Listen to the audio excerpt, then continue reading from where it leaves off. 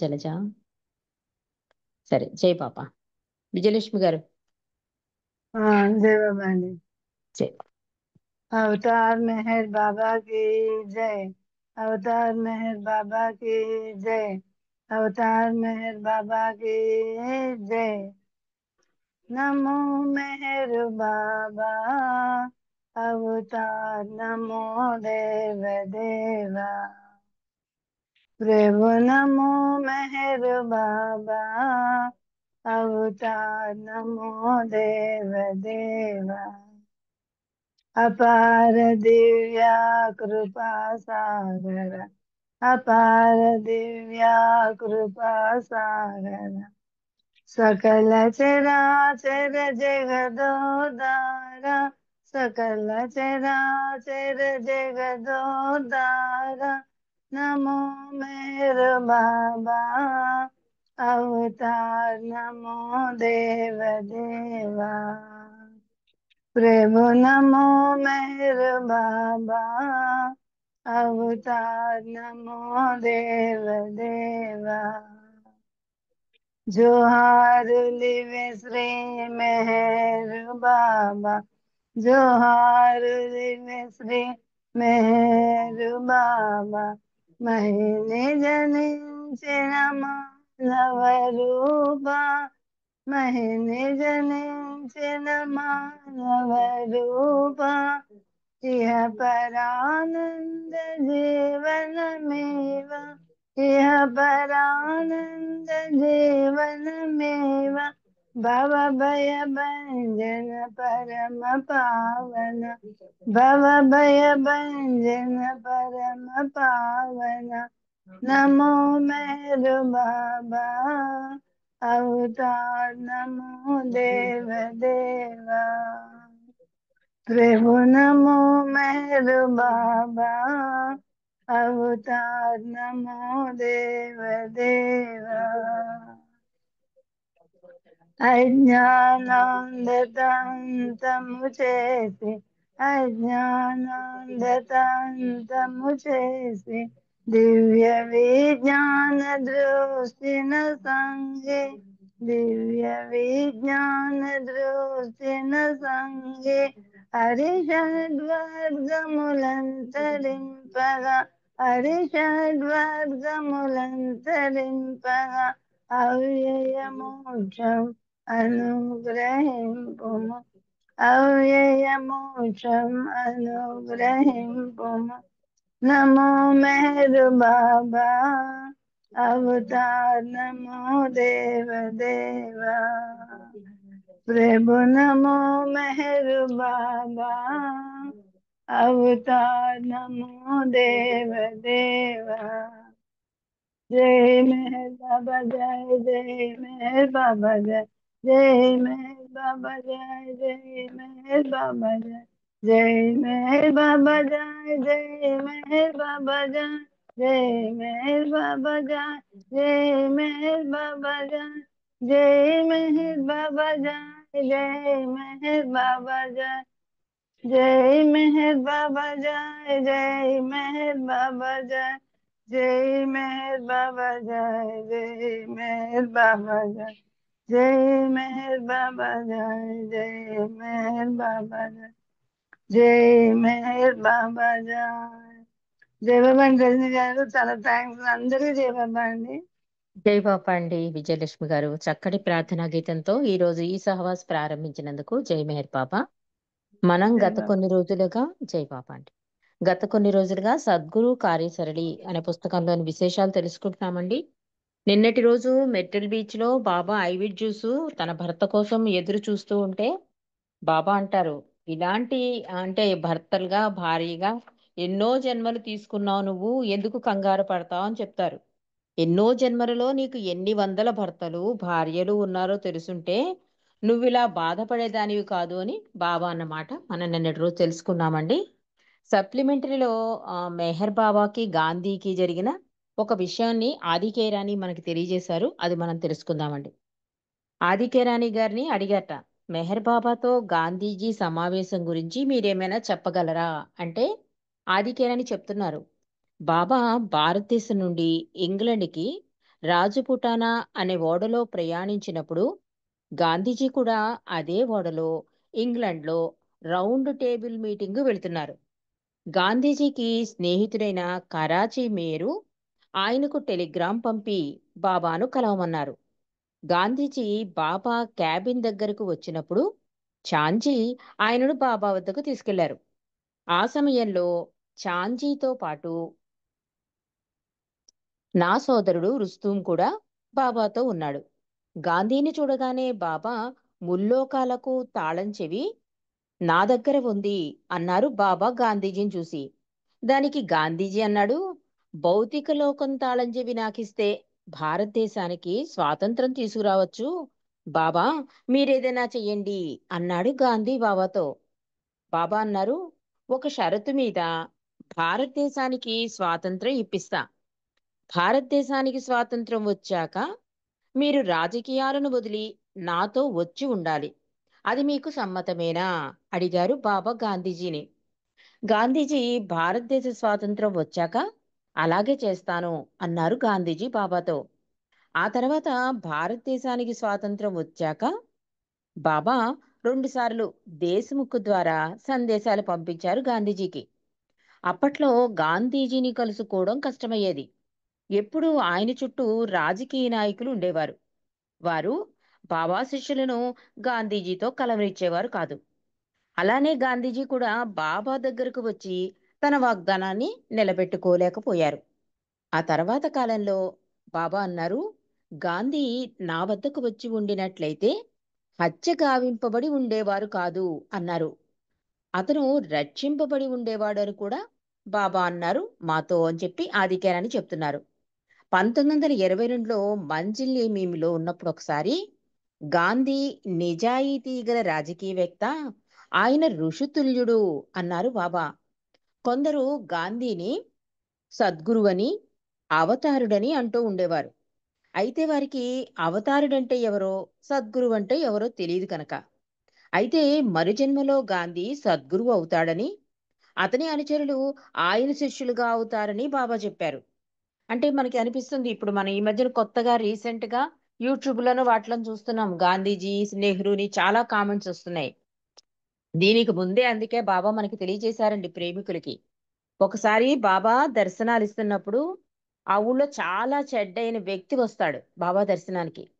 ఇరిచ్చి అందరూ కూడా ఇతన్ని అస్సలు గౌరవించకూడదు అని అనుకుంటారు. కానీ బాబా ఏం చేస్తారంటే రివర్స్‌లో అతనికెళ్ళి లేచి వెంటనే బాబా కుర్చీలోంచి అతనికి స్వాగతం పలికి తన పక్కన కుర్చీ వేసి కూర్చోపెట్టి యోగక్షేమాలు అడిగి అన్నీ అడిగాక మళ్ళీ వెళ్ళిపోతున్నప్పుడు కూడా బాబా సెండ్ ఆఫ్ ఇచ్చి అంత మర్యాద చేస్తారు.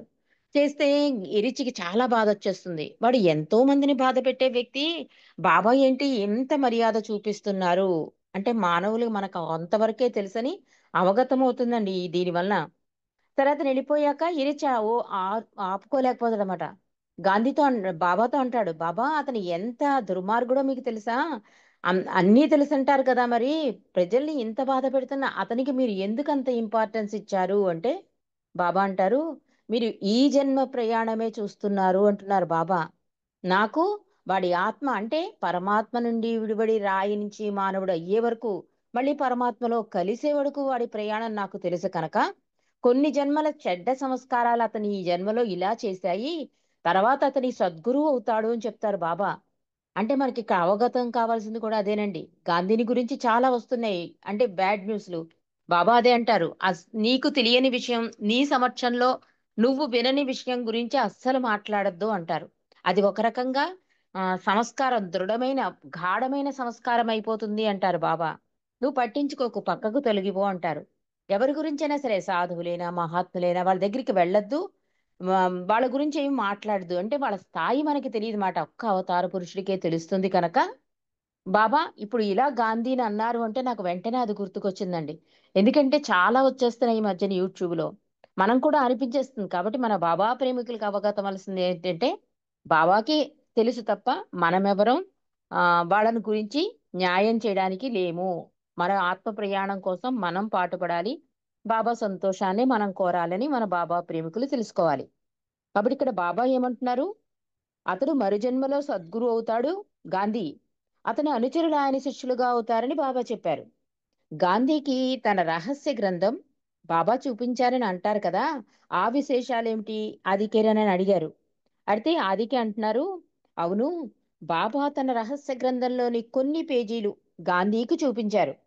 వాటిని గుజరాతీ లేదా ఇంగ్లీషులోకి తర్జుమా చేయించడానికి గాంధీజీ ఒప్పుకున్నారు. మరి గాంధీజీ బాబాను సద్గురువుగా అంగీకరించారా అడిగాడు అతను.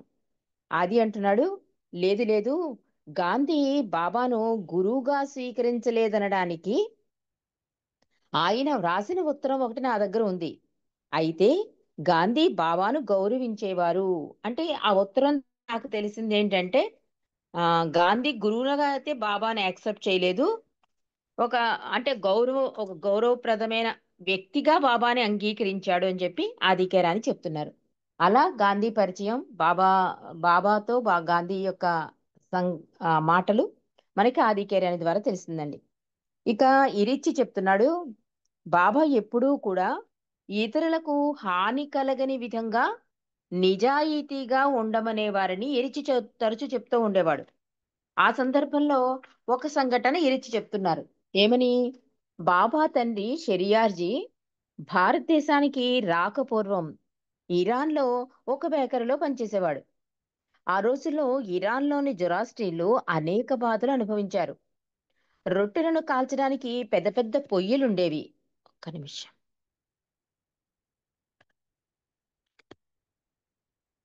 షెరియారు ఆ పొయ్యిలో దూరి శుభ్రం చేస్తూ ఉండేవాడు. ఒక రోజున సైనికులు కొందరు తరుముతూ ఉంటే ఒక వృద్ధ జొరాస్ట్రియన్ స్త్రీ వగరుస్తూ పరిగెత్తుకు వచ్చి రక్షించమని షెరియాజీని వేడుకుంది. అతడు ఆమెను ఒక పెద్ద పొయ్యిలో దాచి మూతేశాడు. ఇంతలో సైనికులొచ్చి అతడెవరైనా స్త్రీ అటు రావడం చూశాడా అని అడిగారు. వారు చెప్పిన వర్ణన గల స్త్రీనెవరూ తను చూడలేదని షెరియారు చెప్పాడు. దీనికి సంబంధించిన మరొక సంఘటన కూడా చెప్తాను అంటున్నారు ఇరిచి.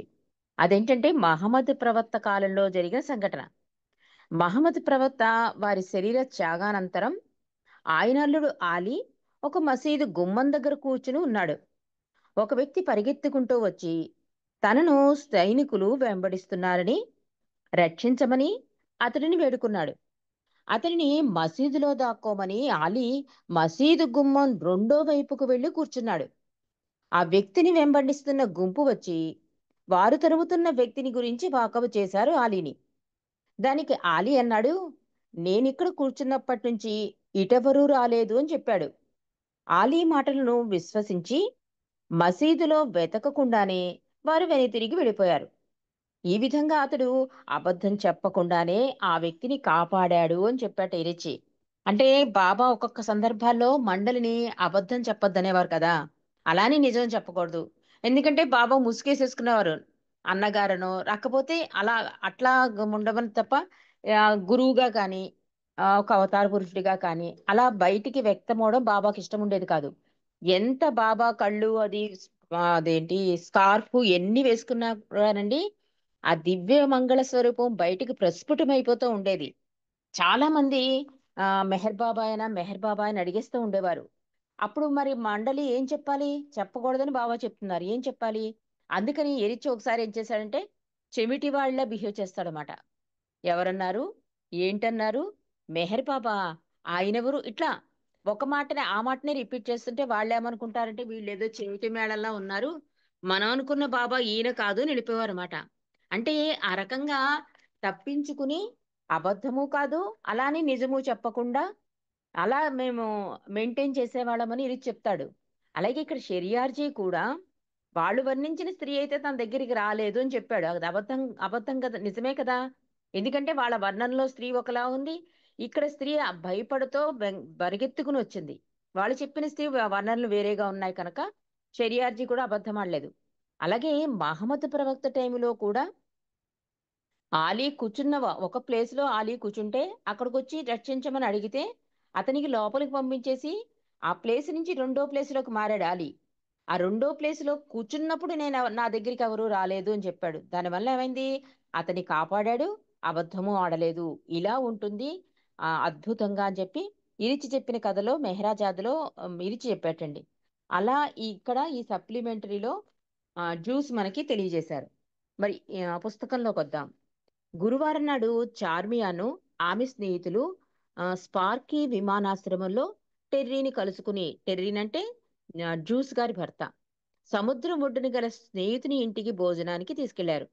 వచ్చే దారిలో బాబా వారి శిష్యురాండ్రకు కానుకగా ఇవ్వడానికి పెద్ద గాజు జాడీలో చిరు కప్పలను, మరో చిన్న కూజాలో చేప పిల్లలను, వాటితో పాటు ఒక కుందేలును కొనుక్కొచ్చారు.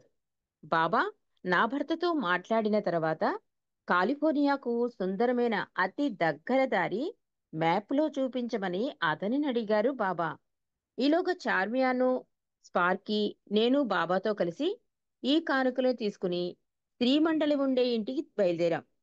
దారిలో పనిచేస్తున్న వడ్రంగిని చూసి బాబా అతన్ని కౌగిలించుకుని ముందుకు నడిచారు.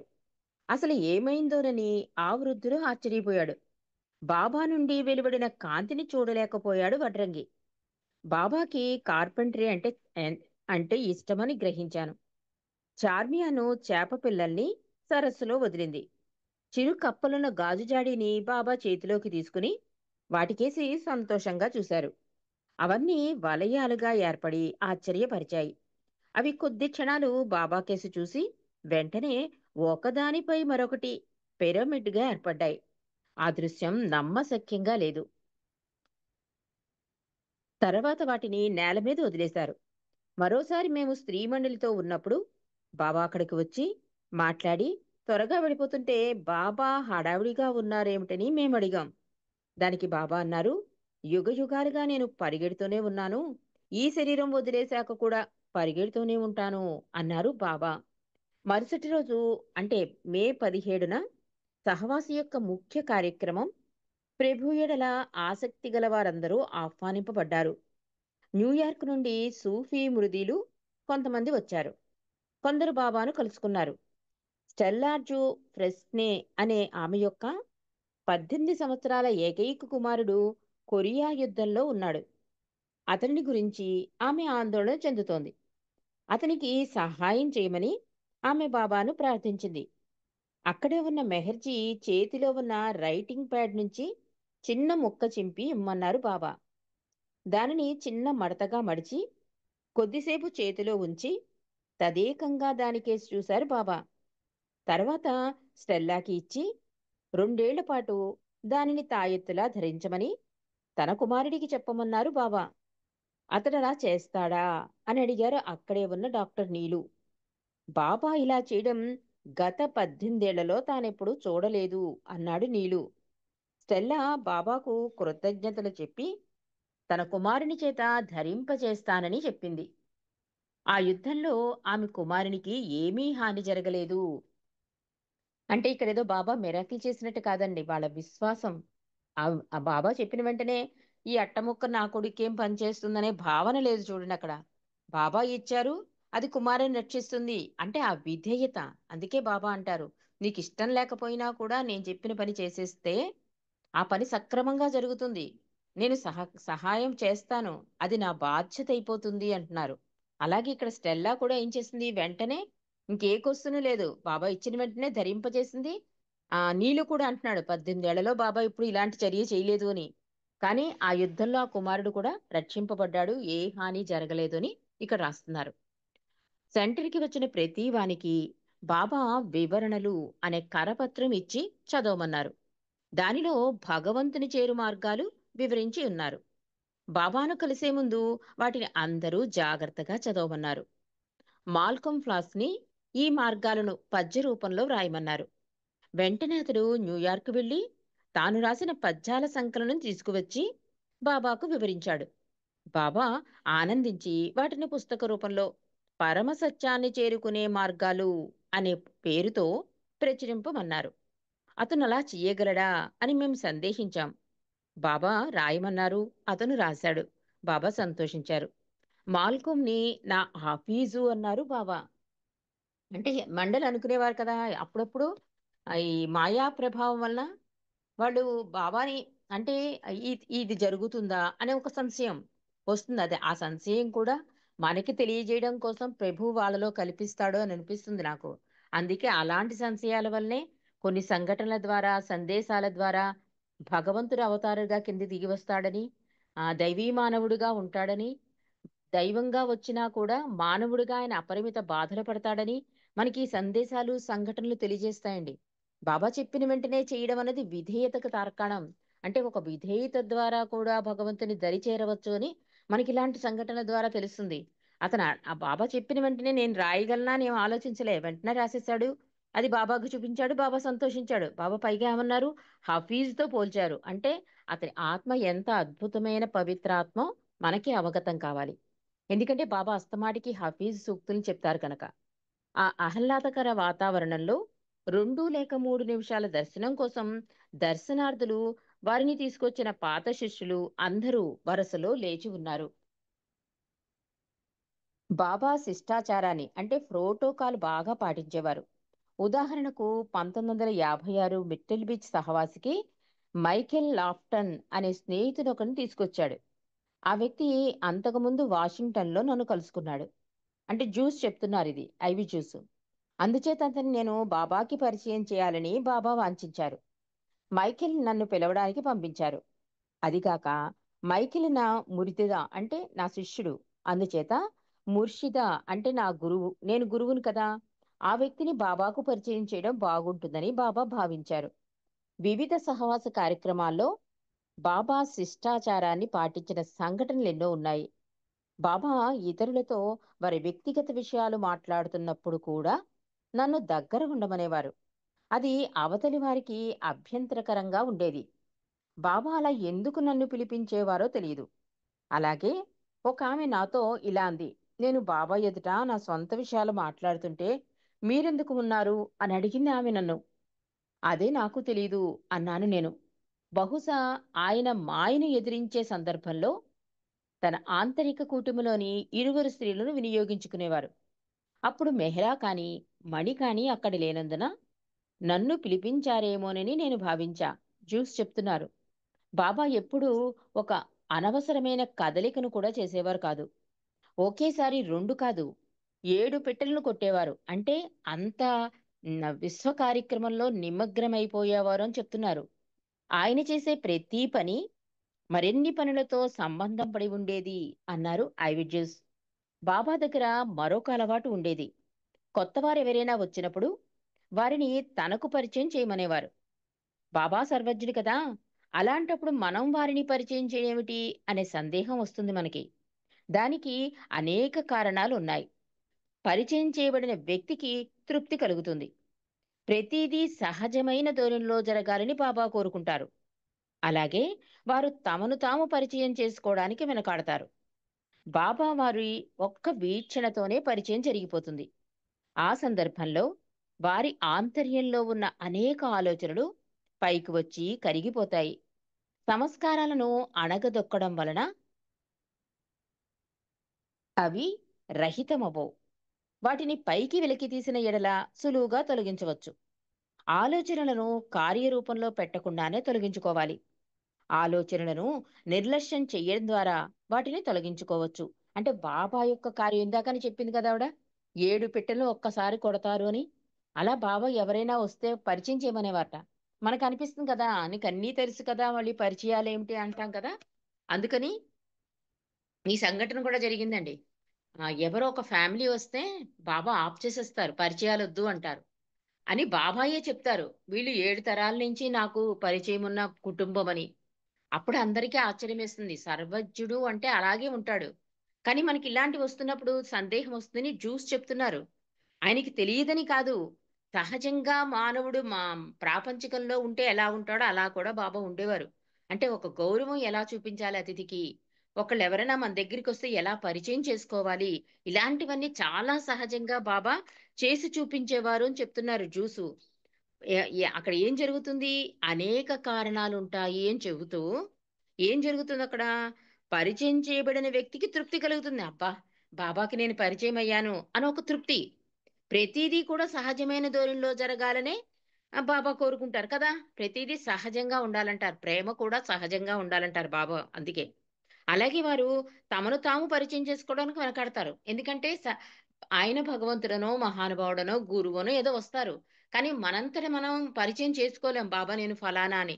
కొంచెం సంశయం ఉంటుంది. అది కూడా తీరిపోతుంది. బాబా వారి ఒక్క వీక్షణతోనే పరిచయం జరిగిపోతుంది. అద్భుతమైన ఆయన ఒక్క కనుసైగ చాలు ఆ పరిచయం జరిగిపోతుందని చెప్తోంది. ఆ సందర్భంలో వారి ఆంతర్యంలో ఉన్న అనేక ఆలోచనలు పైకి వచ్చి కరిగిపోతాయి. అందుకే దాంట్లో బాబాని దర్శించుకున్నప్పుడు ఒక్కొక్కళ్ళకి ఒక్కొక్క స్పర్శానుభూతి ఇచ్చేవారండి బాబా. మనం ఫిలిమ్స్ లో కూడా చూడొచ్చు. ఒకళ్ళని బొగ్గలు నిమిరేవారు. ఒకళ్ళకి ఆలింగనం ఇచ్చేవారు. ఒకళ్ళకి చెవులు పట్టుకునేవారు. ఒకళ్ళు చేతులు పట్టుకుని ఇలా ఊపిసేవారు. ఒకళ్ళు బాబాని చూడగానే ఏడ్చేస్తూ ఉండేవారు. అంటే రకరకాల అనుభూతులు వాళ్ళకి కలుగుతాయండి. నాకిక్కడ ఇదే అనిపించింది. ఇవన్నీ బయట పడాలి కదా! అందుకని ఒక స్పర్శ ద్వారానో, ఒక పరిచయం ద్వారానో ఇవన్నీ బయటకొచ్చేలా చేస్తాడు అంటున్నారు. సంస్కారాలను అణగదొక్కడం వల్ల అవి రహితమవుతాయి. వాటిని పైకి వెలికి తీసిన ఎడల సులువుగా తొలగించుకోవచ్చు. ఆలోచనలను కార్యరూపంలో పెట్టకుండానే తొలగించుకోవాలి. ఆలోచనలను నిర్లక్ష్యం చేయడం ద్వారా వాటిని తొలగించుకోవచ్చు. అంటే పట్టించుకోకుండా ఉంటే అవే చూసి చూసి మనసుకి అందుకే ఇంపార్టెన్స్ ఇవ్వద్దు అంటారు బాబా. హృదయానికే ఇంపార్టెన్స్ ఇవ్వదు అందుకు.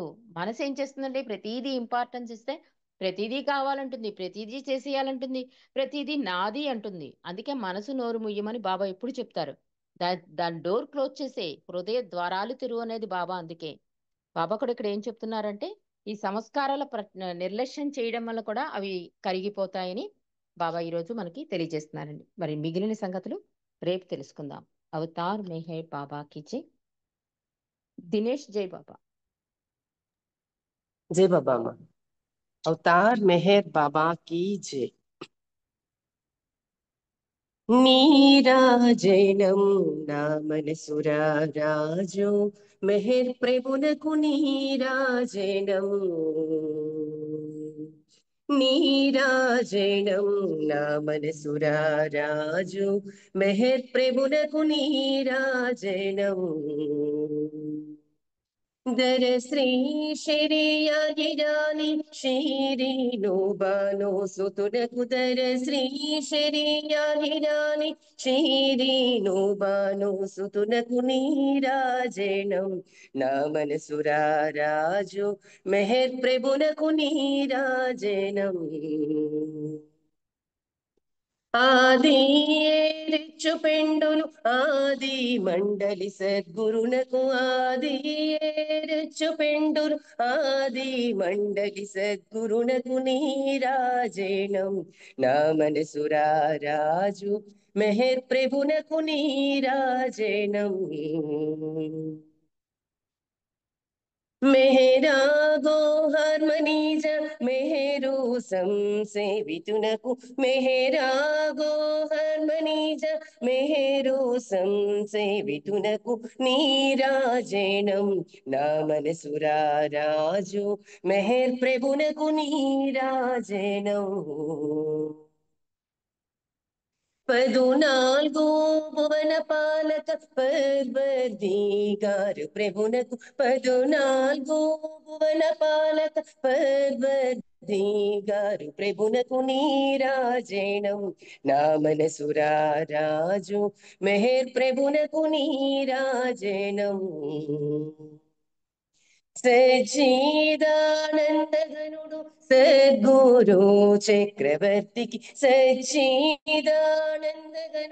సద్గురు చక్రవర్తికి నీరాజనం నా మనసురారాజు మెహర్ ప్రభునకు నీరాజనం